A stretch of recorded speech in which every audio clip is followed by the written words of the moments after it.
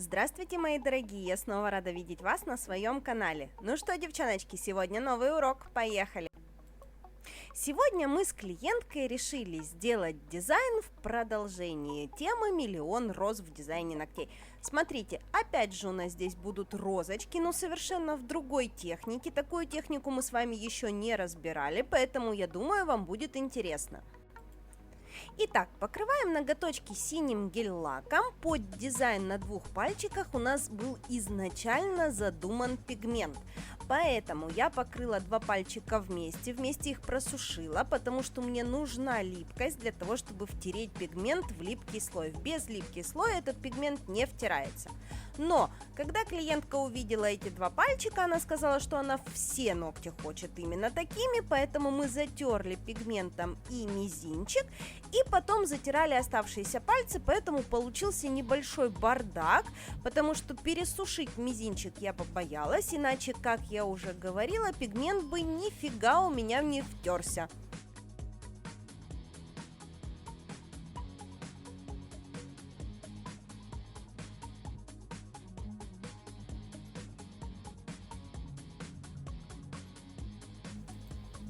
Переходим непосредственно к росписи. Смотрите, девочки, рисуем красным лаком основы для роз. Да-да, вот эти цветные пятна – это розы. Вы их еще не видите, их не вижу даже я, но тем не менее это розы.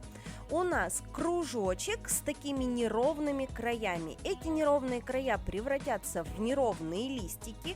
Никаких круглых листиков здесь не будет, розочка будет такая живая.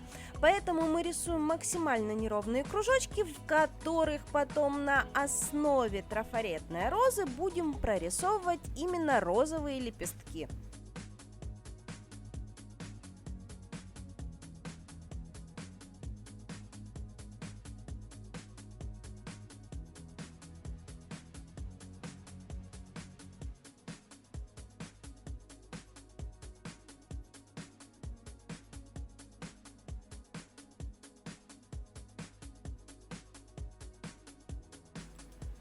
На второй ручке рисуем то же самое. Здесь я решила вам показать буквально кусочек, чтобы вы увидели, что мы рисуем те же самые элементы, только располагаем их совершенно в другом порядке. То есть там мы их пихали под кутикулу, здесь располагаем со стороны свободного края.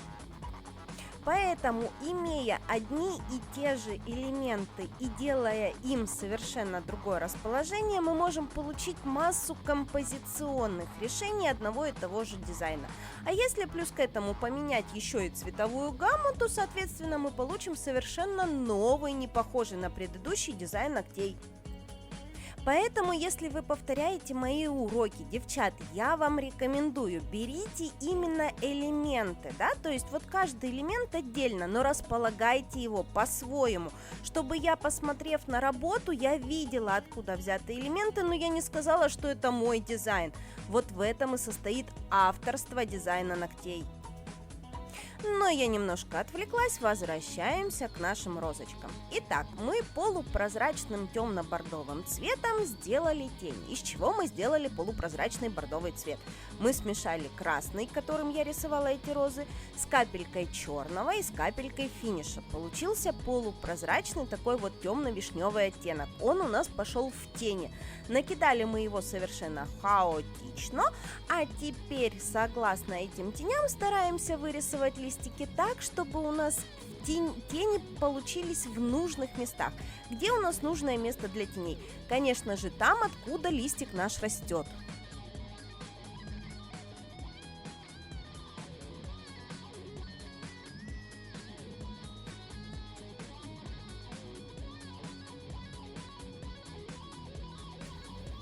Накидали прорисовочку для нашей розы, а теперь начинаем делать цвет. Смотрите, девчонки, вот эти линии, которыми мы накидывали прорисовку, мы растушевываем с капелькой финиша, кое-где добавляем капельку цвета, если нам недостаточно.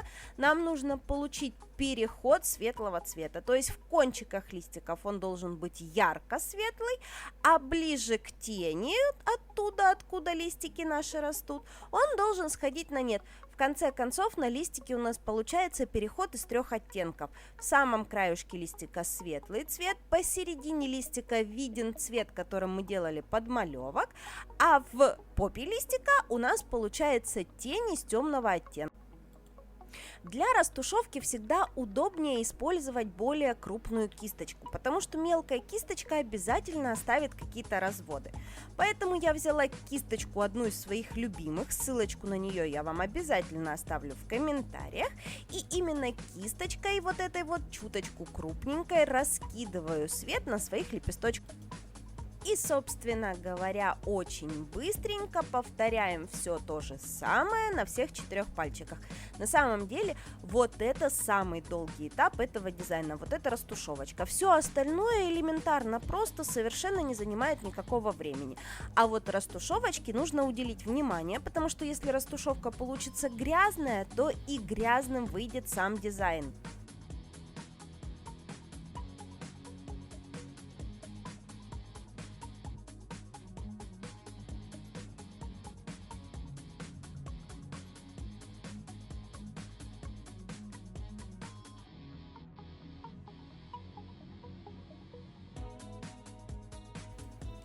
В дополнение к этим розочкам я решила использовать вот такие вот ярко-лимонные вензелюшки.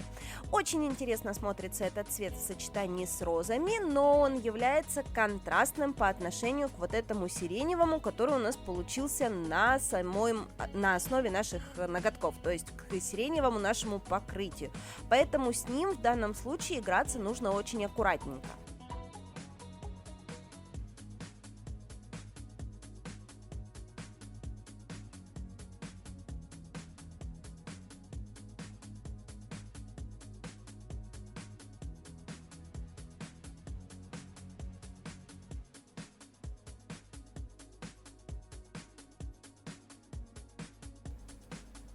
И для того, чтобы связать ярко-лимонные вензелюшки с самими розочками, по краюшкам розочки я выставляю самые светлые места этим же ярко-лимонным цветом. Смотрите, девчонки, я пробегаюсь только по самым кончикам лепестков. И не по всему периметру, а именно выделяя самые светлые, самые яркие места. Не нужно делать разукрашку. Пробликуйте, то есть поставьте буквально точками на каждом лепесточке, и у вас тогда появится объем у вашей розы.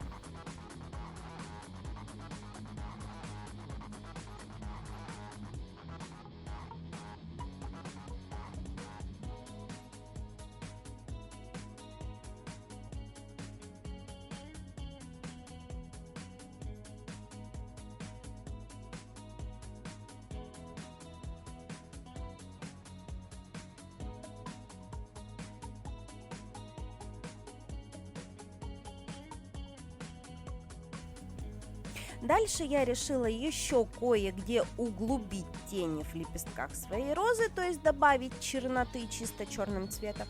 Ну и, собственно говоря, прорисовать вензелюшки для того, чтобы все-таки не создавать вот такой вот яркий контраст между фиолетом и желтым.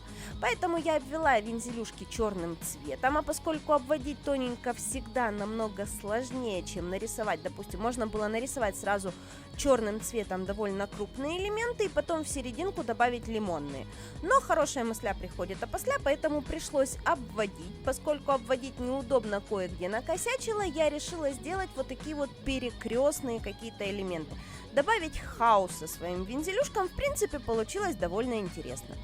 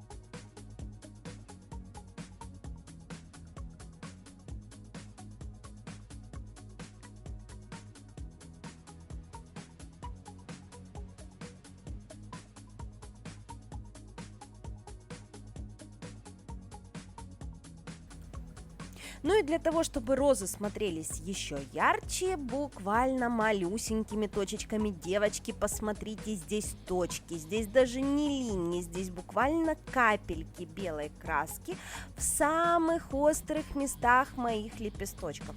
И лепесточки сразу же заиграли, как будто на них попадают лучики солнца.